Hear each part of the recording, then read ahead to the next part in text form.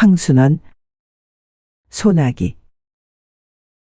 소녀는 개울가에서 소녀를 보자 곧 윤초신의 증손녀 딸이라는 걸 알 수 있었다. 소녀는 개울에다 손을 잠그고 물장난을 하고 있는 것이다. 서울서는 이런 개울물을 보지 못하기나 한 듯이 벌써 며칠째 소녀는 학교에서 돌아오는 길에 물장난이었다. 그런데 어제까지 개울 기슭에서 하더니 오늘은 징검다리 한가운데 앉아서 하고 있다.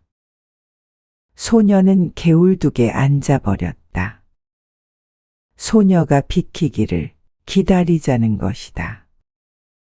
요행 지나가는 사람이 있어 소녀가 길을 비켜주었다. 다음 날은 좀 늦게 개울가로 나왔다. 이 날은 소녀가 징검다리 한가운데 앉아 세수를 하고 있었다. 분홍 스웨터 소매를 걷어올린 목덜미가 마냥 휘었다. 한참 세수를 하고 나더니 이번에는 물속을 빤히 들여다본다. 얼굴이라도 비추어 보는 것이리라. 갑자기 물을 움켜낸다. 고기 새끼라도 지나가는 듯. 소녀는 소년이 개울둑에 앉아 있는 걸 아는지 모르는지 그냥 날쌔게 물만 움켜낸다. 그러나 번번이 허탕이다. 그대로 재미있는 양 자꾸 물만 움킨다. 어제처럼 개울을 건너는 사람이 있어야 길을 비킬 모양이다. 그러다가 소녀가 물속에서 무엇을 하나 집어낸다. 하얀 조약돌이었다. 그리고는 벌떡 일어나 팔짝팔짝 징검다리를 뛰어 건너간다. 다 건너가더니만 획 이리로 돌아서며 이 바보? 조약돌이 날아왔다. 소녀는 저도 모르게 벌떡 일어섰다. 단발 머리를 나풀거리며 소녀가 막 달린다. 갈밭 사이길로 들어섰다. 뒤에는 청량한 가을 햇살 아래 빛나는 갈꽃뿐. 이제 저쯤 갈밭머리로 소녀가 나타나리라. 꽤 오랜 시간이 지났다고 생각됐다. 그런데도 소녀는 나타나지 않는다. 발돋움을 했다. 그러고도 상당한 시간이 지났다고 생각됐다. 저쪽 갈밭머리에 갈꽃이 한 옴큼 움직였다. 소녀가 갈꽃을 안고 있었다. 그리고 이제는 천천한 걸음이었다. 유난히 맑은 가을 햇살이 소녀의 갈꽃머리에서 반짝거렸다. 소녀 아닌 갈꽃이 들길을 걸어가는 것만 같았다. 소녀는 이 갈꽃이 아주 배지 않게 되기까지 그대로 서 있었다. 문득 소녀가 던진 조약돌을 내려다보았다. 물기가 거쳐 있었다. 소녀는 조약돌을 집어 주머니에 넣었다. 다음 날부터 좀 더 늦게 개울가로 나왔다. 소녀의 그림자가 배지 않았다. 다행이었다. 그러나 이상한 일이었다. 소녀의 그림자가 배지 않는 날이 계속될수록 소년의 가슴 한 구석에는 어딘가 허전함이 자리 잡는 것이었다. 주머니 속 조약돌을 주무르는 버릇이 생겼다. 그러한 어떤 날 소녀는 전에 소녀가 앉아 물장난을 하던 징검다리 한가운데에 앉아 보았다. 물속에 손을 잠갔다. 세수를 하였다. 물속을 들여다보았다. 검게 탄 얼굴이 그대로 빛이었다. 싫었다. 소녀는 두 손으로 물속에 얼굴을 움키었다. 몇 번이고 움키었다. 그러다가 깜짝 놀라 일어나고 말았다. 소녀가 이리로 건너오고 있지 않느냐. 숨어서 내가 하는 일을 엿보고 있었구나. 소녀는 달리기를 시작했다. 디딤돌을 헛디뎠다. 한 발이 물속에 빠졌다. 더 달렸다. 몸을 가릴 데가 있어줬으면 좋겠다. 이쪽 길에는 갈밭도 없다. 메밀밭이다. 전에 없이 메밀꽃 냄새가 짜릿하게 코를 찌른다고 생각됐다. 미간이 아찔했다. 찝찝한 액체가 입술에 흘러들었다. 코피였다. 소녀는 한 손으로 코피를 훔쳐내면서 그냥 달렸다. 어디선가 바보 하는 소리가 자꾸만 뒤따라오는 것 같았다. 토요일이었다. 개울가에 이르니 며칠째 보이지 않던 소녀가 건너편 가에 앉아 물장난을 하고 있었다. 모르는 채에 징검다리를 건너기 시작했다. 얼마 전에 소녀 앞에서 한 번 실수를 했을 뿐 여태 큰 길 가듯이 건너던 징검다리를 오늘은 조심스럽게 건넌다. 예, 못 들은 채 했다. 둑 위로 올라섰다. 예, 이게 무슨 조개지? 자기도 모르게 돌아섰다. 소녀의 맑고 검은 눈과 마주쳤다. 얼른 소녀의 손바닥으로 눈을 떨구었다. 비단조개. 이름도 참 곱다. 갈림길에 왔다. 여기서 소녀는 아래편으로 한 3마장쯤, 소녀는 우대로 한 10리 가까운 길을 가야 한다. 소녀가 걸음을 멈추며 너 저 산 너머에 가본 일 있니? 벌끝을 가리켰다. 없다. 우리 가보지 않으련? 시골 오니까 혼자서 심심해 못 견디겠다. 절에 배도 멀다. 멀면 얼마나 멀기에? 서울 있을 땐 사문 먼 데까지 소풍 갔었다. 소녀의 눈이 금세 바보할 것만 같았다. 논 사이길로 들어섰다. 벼 가을거지하는 곁을 지났다. 허수아비가 서 있었다. 소년이 새끼줄을 흔들었다. 참새가 몇 마리 날아간다. 참, 오늘은 일찍 집으로 돌아가 텃논에 참새를 봐야 할 걸. 하는 생각이 든다. 야, 재밌다. 소녀가 허수아비 줄을 잡더니 흔들어 댄다. 허수아비가 자꾸 우쭐거리며 춤을 춘다. 소녀의 왼쪽 볼에 살포시 보조개가 패었다. 저만큼 허수아비가 또 서 있다. 소녀가 그리로 달려간다. 그 뒤를 소년도 달렸다.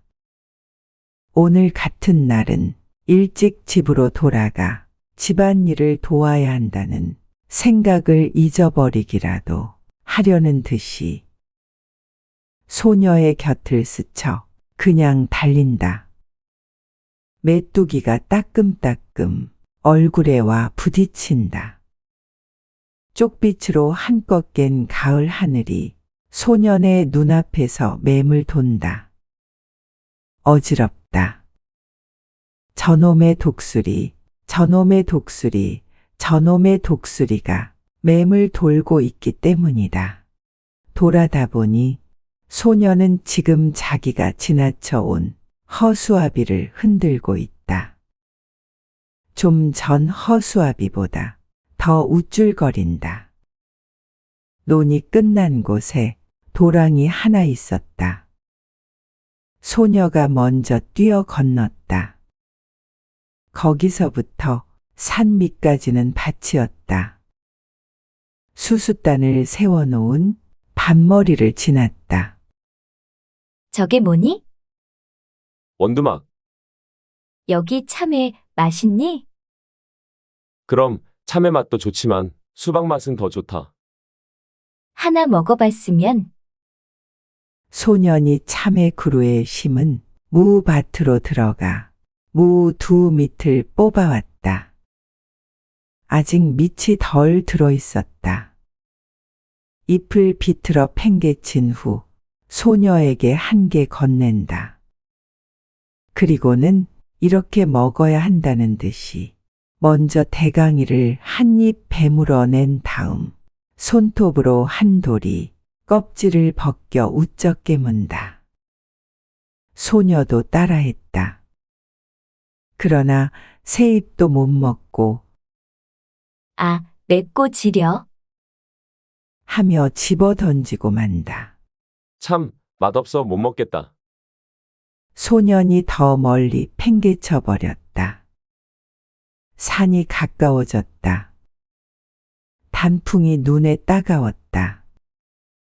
야, 소녀가 산을 향해 달려갔다. 이번은 소년이 뒤따라 달리지 않았다. 그러고도 곧 소녀보다 더 많은 꽃을 꺾었다.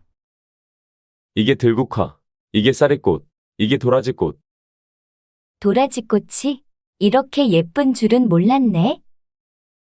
난 보랏빛이 좋아. 그런데 이 양산 같이 생긴 노란 꽃이 뭐지? 마타리꽃. 소녀는 마타리꽃을 양산 받듯이 해 보인다. 약간 상기된 얼굴에 살포시 보조개를 떠올리며 다시 소녀는 꽃 한 옴큼을 꺾어왔다. 싱싱한 꽃까지만 골라 소녀에게 건넨다. 그러나 소녀는 하나도 버리지 마라. 산마룻개로 올라갔다. 맞은편 골짜기에 오순도순 초가집이 몇 모여 있었다. 누가 말할 것도 아닌데 바위에 나란히 걸터 앉았다. 유달리 주위가 조용해진 것 같았다. 따가운 가을 햇살만이 말라가는 풀 냄새를 퍼뜨리고 있었다. 저건 또 무슨 꽃이지? 적잖이 비탈진 곳에 칡덩굴이 엉키어 꽃을 달고 있었다. 꼭 등꽃 같네. 서울 우리 학교에 큰 등나무가 있었단다. 저 꽃을 보니까 등나무 밑에서 놀던 동무들 생각이 난다. 소녀가 조용히 일어나 비탈진 곳으로 간다. 꽃송이가 많이 달린 줄기를 잡고 끊기 시작한다. 좀처럼 끊어지지 않는다. 안간힘을 쓰다가 그만 미끄러지고 만다. 칡덩굴을 그러쥐었다. 소년이 놀라 달려갔다. 소녀가 손을 내밀었다. 손을 잡아 이끌어 올리며 소녀는 제가 꺾어 다 줄 것을 잘못했다고 뉘우친다. 소녀의 오른쪽 무릎에 핏방울이 내맺혔다. 소녀는 저도 모르게 생채기에 입술을 가져다 대고 빨기 시작했다. 그러다가 무슨 생각을 했는지 획 일어나 저쪽으로 달려간다. 좀 만에 숨이 차 돌아온 소녀는 이걸 바르면 낫는다. 송진을 생채기에다 문질러 바르고는 그 다름으로 칡덩굴 있는 대로 내려가 꽃 많이 달린 몇 줄기를 이빨로 끊어 가지고 올라온다. 그리고는 저기 송아지가 있다. 그리 가보자. 누렁송아지였다. 아직 콧뚜레도 꿰지 않았다. 소년이 고삐를 바투 잡아쥐고 등을 긁어주는 채 훌쩍 올라탔다. 송아지가 껑충거리며 돌아간다. 소녀의 흰 얼굴이, 분홍 스웨터가, 남색 스커트가 안고 있는 꽃과 함께 범벅이 된다. 모두가 하나의 큰 꽃묶음 같다. 어지럽다. 그러나 내리지 않으리라. 자랑스러웠다. 이것만은 소녀가 흉내 내지 못할, 자기 혼자만이 할 수 있는 일인 것이다. 너희 예서 못들 하느냐? 농부 하나가 억새풀 사이로 올라왔다. 송아지 등에서 뛰어내렸다. 어린 송아지를 타서 허리가 상하면 어쩌느냐고 꾸지람을 들을 것만 같다. 그런데 나룻이 긴 농부는 소녀 편을 한번 훑어보고는 그저 송아지 고삐를 풀어내면서 어서들 집으로 가거라. 소나기가 올라. 참 먹장구름 한 장이 머리 위에 와 있다.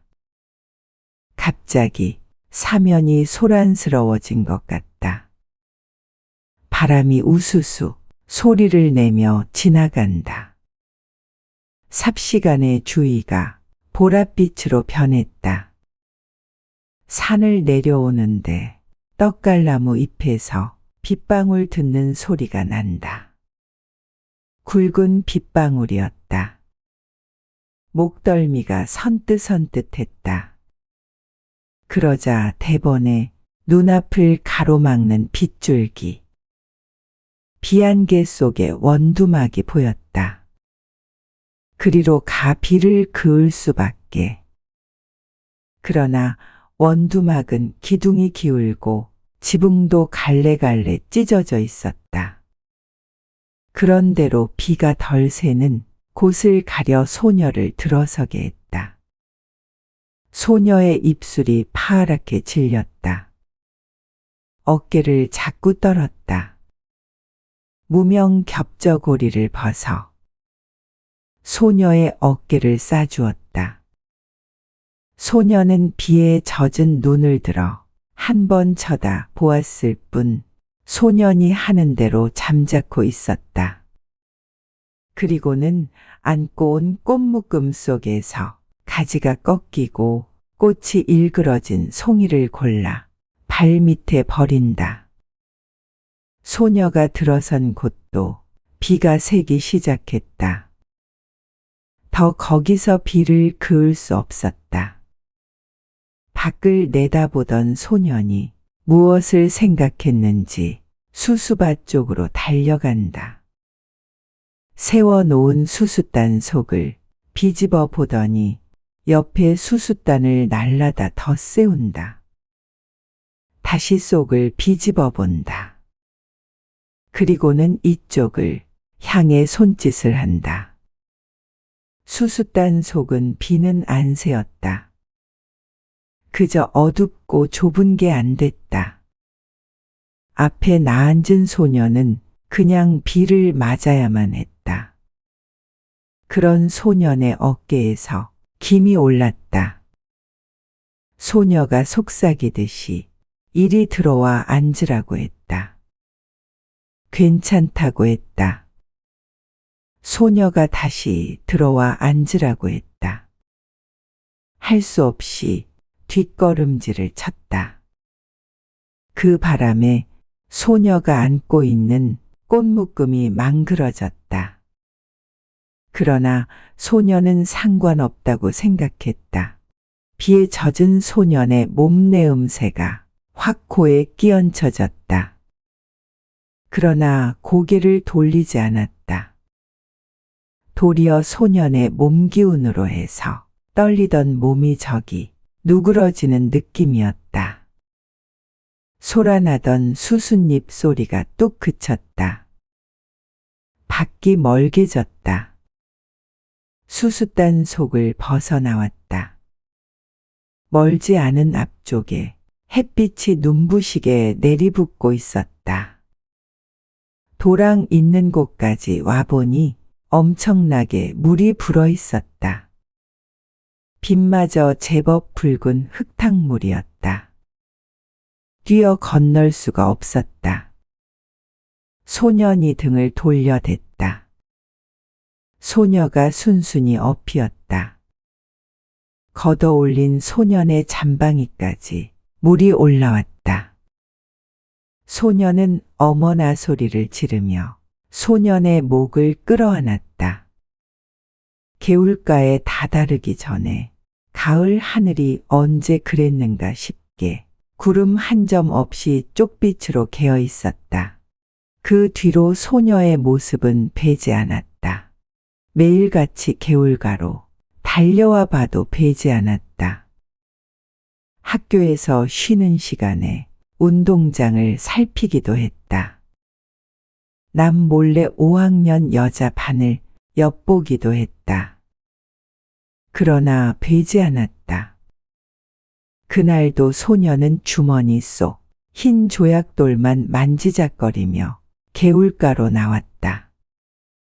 그랬더니 이쪽 개울둑에 소녀가 앉아 있는 게 아닌가.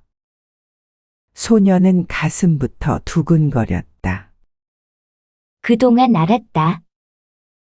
어쩐지 소녀의 얼굴이 해쓱해져 있었다. 그날 소나기 맞은 탓 아냐? 소녀가 가만히 고개를 끄덕이었다. 인제 다 났냐? 아직도 그럼 누워 있어야지.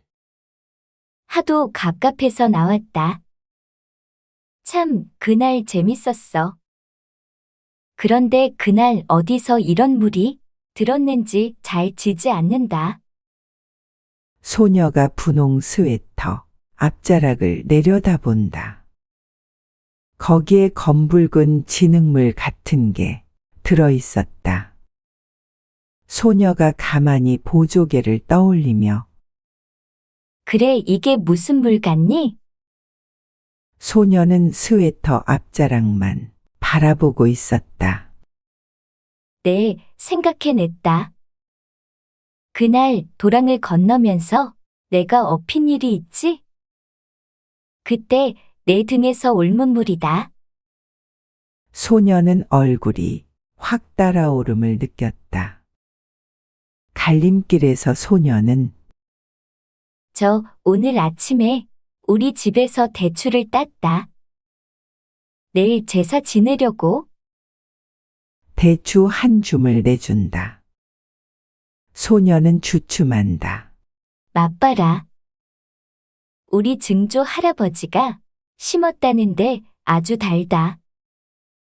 소녀는 두 손을 오그려 내밀며 참, 알도 굵다. 그리고 우리 이번에 제사 지내고 나서 좀 있다 집을 내주게 됐다. 소녀는 소녀네가 이사에 오기 전에 벌써 어른들의 이야기를 들어서 윤초시 손자가 서울서 사업에 실패해 가지고 고향에 돌아오지 않을 수 없게 되었다는 걸 알고 있었다. 그것이 이번에는 고향 집마저 남의 손에 넘기게 된 모양이었다. 왜 그런지 난 이사 가는 게 싫어졌다. 어른들이 하는 일이니 어쩔 수 없지만 전에 없이 소녀의 까만 눈에 쓸쓸한 빛이 떠돌았다. 소녀와 헤어져 돌아오는 길에 소녀는 혼자 속으로 소녀가 이사를 간다는 말을 수없이 되뇌어 보았다. 무어 그리 안타까울 것도 서러울 것도 없었다. 그렇건만 소녀는 지금 자기가 씹고 있는 대추 아래 단맛을 모르고 있었다. 이날 밤 소녀는 몰래 덕세 할아버지네 호두밭으로 갔다. 낯에 봐두었던 나무로 올라갔다. 그리고 봐두었던 가지를 향해 작대기를 내리쳤다. 호두 송이 떨어지는 소리가 별나게 크게 들렸다. 가슴이 선뜩했다. 그러나 다음 순간 굵은 호두야 많이 떨어져라. 많이 떨어져라. 저도 모를 힘에 이끌려 마구 작대기를 내리치는 것이었다. 돌아오는 길에는 열 이틀 다리 지우는 그늘만 골라 디뎠다. 그늘의 고마움을 처음 느꼈다. 불룩한 주머니를 어루만졌다. 호두송이를 맨손으로 깠다가는 옴이 오르기 쉽다는 말 같은 건 아무렇지도 않았다. 그저 근동에서 제일 가는 이 덕세 할아버지네 호두를 어서 소녀에게 맛보여야 한다는 생각만이 앞섰다. 그러다 아차 하는 생각이 들었다. 소녀더러 병이 좀 낫거들랑 이사 가기 전에 한번 개울가로 나와 달라는 말을 못해 둔 것이었다. 바보 같은 것, 바보 같은 것. 이튿날 소년이 학교에서 돌아오니 아버지가 나들이 옷으로 갈아입고 닭 한 마리를 안고 있었다. 어디 가시느냐고 물었다. 그 말에도 대꾸도 없이 아버지는 안고 있는 닭의 무게를 겨냥해 보면서 이만하면 될까? 어머니가 망태기를 내주며 벌써 며칠째 갸갸라고 알날 자리를 보던데요. 크진 않아도 살은 쪘을 거예요. 소년이 이번에는 어머니한테 아버지가 어디 가시느냐고 물어보았다. 저 서당골 윤초시 댁에 가신다. 제사 쌍에라도 놓으시라고. 그럼 큰 놈으로 하나 가져가지. 저 얼룩수탈그로. 이 말에 아버지는 허허 웃고 나서 임마, 그래도 이게 실속이 있다. 소년은 공연히 열적어 책보를 집어 던지고는 외양간으로 가 쇠잔등을 한번 철썩 갈겼다. 쇠팔이라도 잡는 채 개울물은 날로 여물어 갔다. 소년은 갈림길에서 아래쪽으로 가보았다. 갈반머리에서 바라보는 서당골 마을은 쪽빛 하늘 아래 한결 가까워 보였다. 어른들의 말이 내일 소년애가 양평읍으로 이사 간다는 것이었다. 거기 가서는 조그마한 가게방을 보게 되리라는 것이었다. 소년은 저도 모르게 주머니 속 호두알을 만지작거리며 한 손으로는 수없이 갈꽃을 휘어 꺾고 있었다. 그날 밤 소년은 자리에 누워서도 같은 생각뿐이었다. 내일 소년애가 이사하는 걸 가보나 어쩌나. 가면 소녀를 보게 될까 어떨까. 그러다가 까무룩 잠이 들었는가 하는데 참 세상일도. 마을 갔던 아버지가 언제 돌아왔는지 윤초시 댁도 말이 아니야. 그 많던 전답을 다 팔아버리고 대대로 살아오던 집마저 남의 손에 넘기더니 또 악상까지 당하는 걸 보면 남포불 밑에서 바느질감을 안고 있던 어머니가 증손이라곤 계집애 그 애 하나뿐이었지요. 그렇지. 사내 애 둘 있던 건 어려서 잃어버리고 어쩌면 그렇게 자식복이 없을까. 글쎄 말이지. 이번 엔 꽤 여러 날 앓는 걸 약도 변변히 못 써봤다더군. 지금 같아서 윤초신에도 대가 끊긴 셈이지. 그런데 참 이번 계집엔 어린 것이 여간 잔망스럽지가 않아. 글쎄, 죽기 전에 이런 말을 했다지 않아? 자기가 죽거든 자기 입던 옷을 꼭 그대로 입혀서 묻어달라고.